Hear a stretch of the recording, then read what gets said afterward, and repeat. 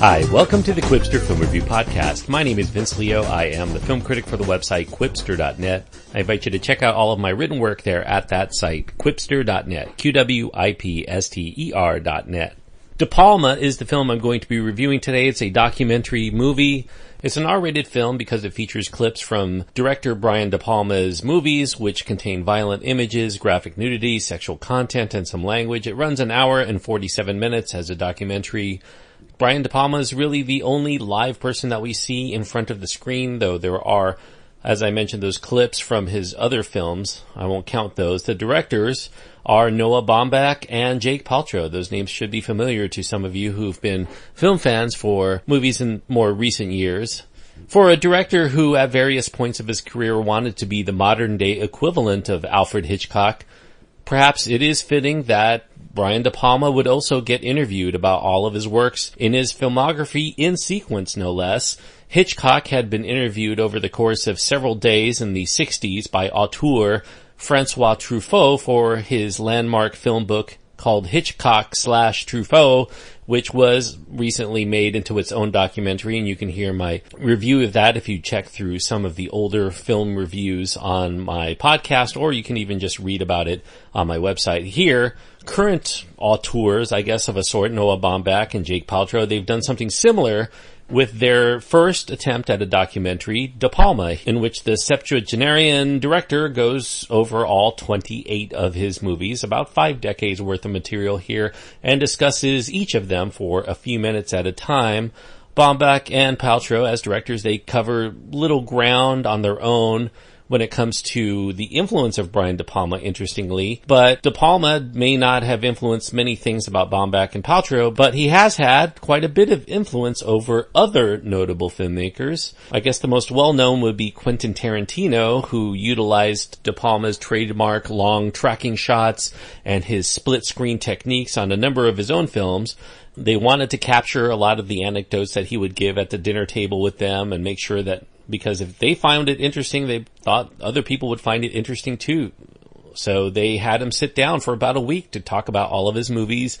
He offers up here for us many tidbits about the making of each one. He gives us a lot of historical observations, a lot of choice trivia, some rarely heard anecdotes, and plenty of philosophizing on the nature of what it meant to him to be a director who's lasted in the business for so long. As a film, De Palma is strictly a documentary about Brian De Palma, in his own words. No other people are interviewed. The interviewers' voices, neither Baumbach nor Paltrow, are heard.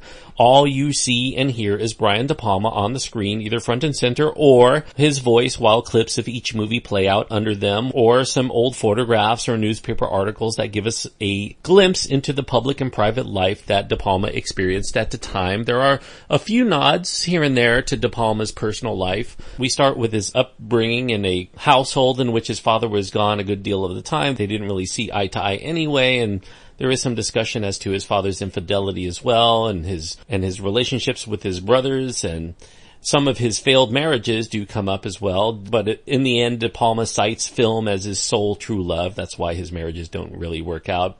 De Palma as a movie is more interested in how Brian De Palma's movies were made, their influences, and how the director perceives their successes, whether commercially or artistically, especially in how and why he had to compromise his vision from time to time while working in the studio system through most of his life.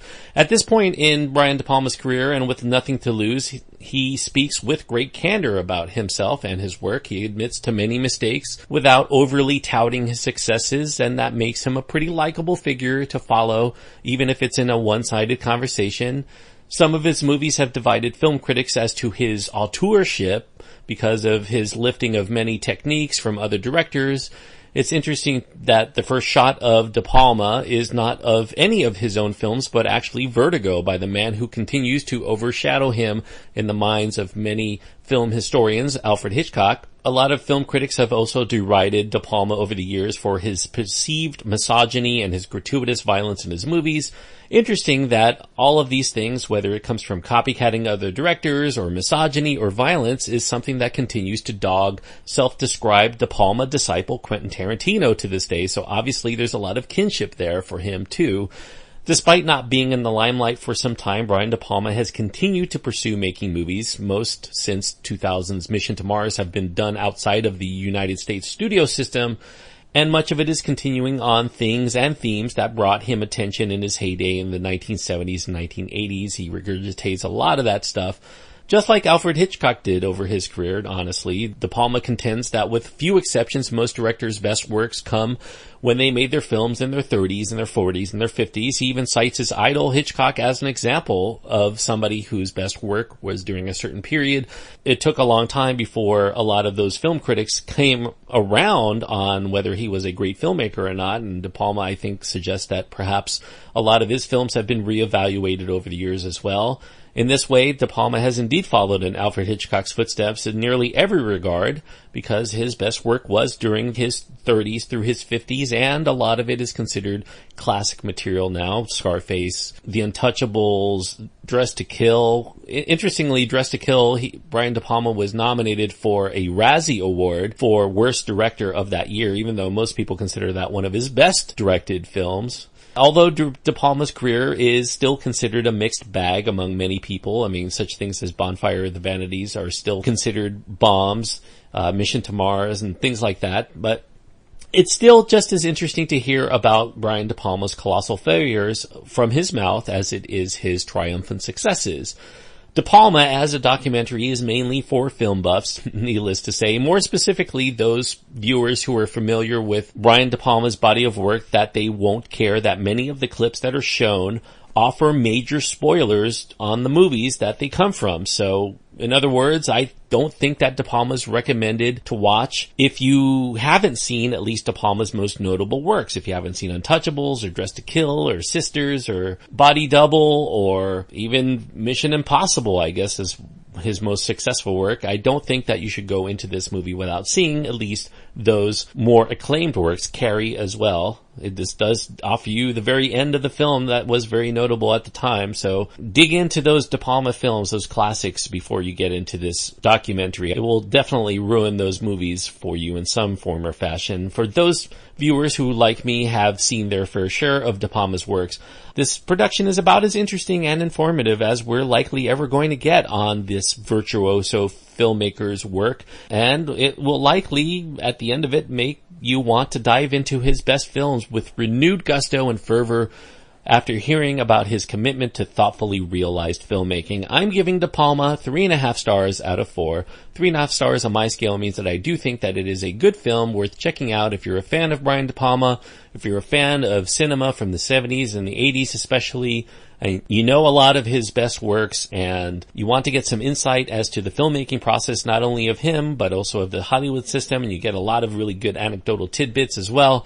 I do think that this is a very fascinating film for film buffs like me, and hopefully you. Obviously, if you're listening to my podcast, you're probably a film buff too. So if you happen to be lucky enough to have it playing in your town, it's definitely one that I think is worth checking out. Thanks everyone for listening. I hope that you enjoyed this review. If you did, click the subscribe button and also leave a review if you can. If you end up going to see De Palma as a film, or if you just want to let me know what you think is Brian De Palma's best film, you can discuss it with me. I'm a big fan of his work generally, and even his bad ones I find kind of interesting, so you can write to me. You can find my contact information at my website. Go to quipster.net for all of the details, QWIPSTER.net.